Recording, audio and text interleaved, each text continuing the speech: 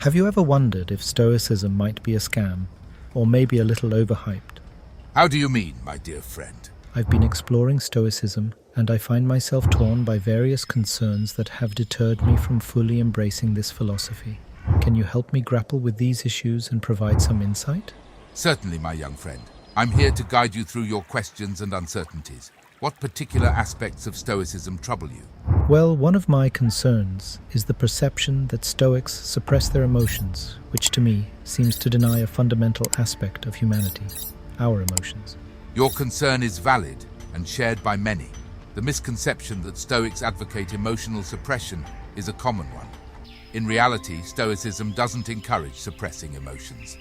It emphasizes the importance of understanding and managing emotions through reason, rather than allowing them to control us. The goal is to achieve emotional equilibrium rather than eradicate emotions. I see. So it's more about achieving a balance between reason and emotions, rather than dismissing our emotions entirely. Precisely. Stoicism promotes a balanced approach. It teaches us to acknowledge and comprehend our emotions and then make rational choices based on that understanding. Thank you for the clarification, Master. Another issue that concerns me is the concept of amor fati, the love of fate. It appears as though Stoicism encourages indifference to our circumstances and passive acceptance of everything, even when it's unjust. I can understand why that might be disconcerting. However, amor fati does not advocate indifference or passivity. It's about accepting what's beyond our control, such as external events and others' actions, and then directing our efforts toward what we can influence, our own character and choices. It's a way to find peace and resilience in the face of life's uncertainties, not an excuse for inaction. That makes more sense now. Yet another concern is the perception that Stoics are unfeeling and emotionally detached. This is a common misconception. Stoicism doesn't aim to make us unfeeling or emotionally detached. In fact, it encourages the cultivation of virtues such as wisdom, courage, justice, and moderation. Emotions are viewed as an integral part of the human experience, and Stoics value a rational and measured response to them. It's about living a life guided by these virtues, while acknowledging and managing our emotions. Thank you for clearing these matters up, Master. It seems Stoicism is not about suppressing emotions, being indifferent or unfeeling. It's more about achieving a harmonious balance between reason and emotion, accepting what's beyond our control and striving to live a virtuous life. Your understanding is accurate. Stoicism is indeed a philosophy that equips us with valuable tools for leading a meaningful and purposeful life. Now let's delve into the criticisms made by various ancient philosophers. What other concerns do you have about Stoicism? Well, I've read about the criticism from Epicurus, who argued that Stoicism's indifference to pleasure leads to a joyless life. How would you respond to this critique, Master? Epicurus' criticism centers around the Stoic emphasis on virtue over pleasure. While Stoics do prioritize virtue, it doesn't mean they advocate a joyless existence. Instead, they believe that true and lasting happiness stems from a virtuous life and a rational approach to pleasures and pains. It's about finding a deeper, more enduring form of joy that isn't solely reliant on fleeting pleasures. I see.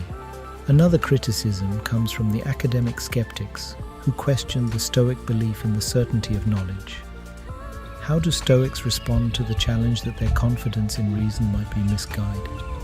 The Academic Skeptics indeed posed a significant challenge to Stoicism. Stoics believe in the power of reason and that certain knowledge can be attained.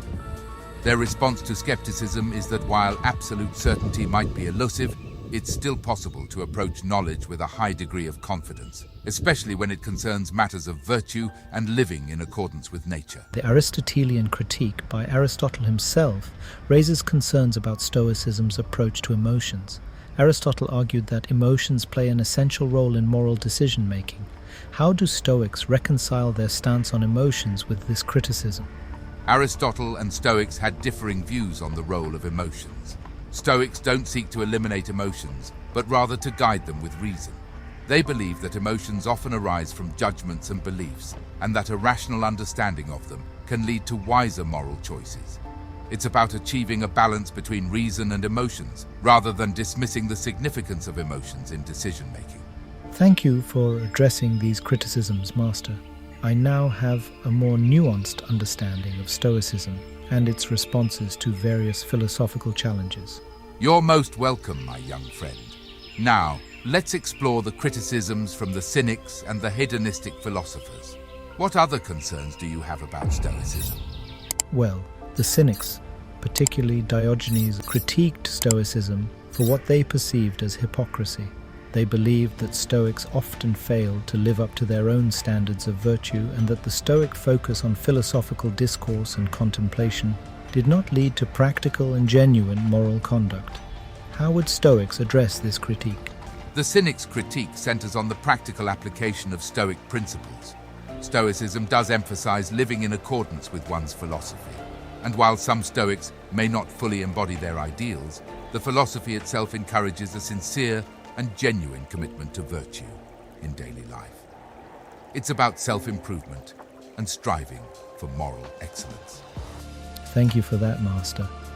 Another critique comes from hedonistic philosophers such as the Cyrenaics and Epicureans, who criticize Stoicism for its austerity and self-denial. They argue that a life based on the pursuit of pleasure is more fulfilling than the Stoic life of self-control and moderation. How would Stoics respond to this critique? The hedonists do have a fundamentally different perspective from Stoicism. Stoics believe that the pursuit of pleasure can often lead to fleeting and superficial forms of happiness. Their response would likely emphasize that the pursuit of virtue and a rational approach to life can lead to a deeper and more lasting sense of well-being.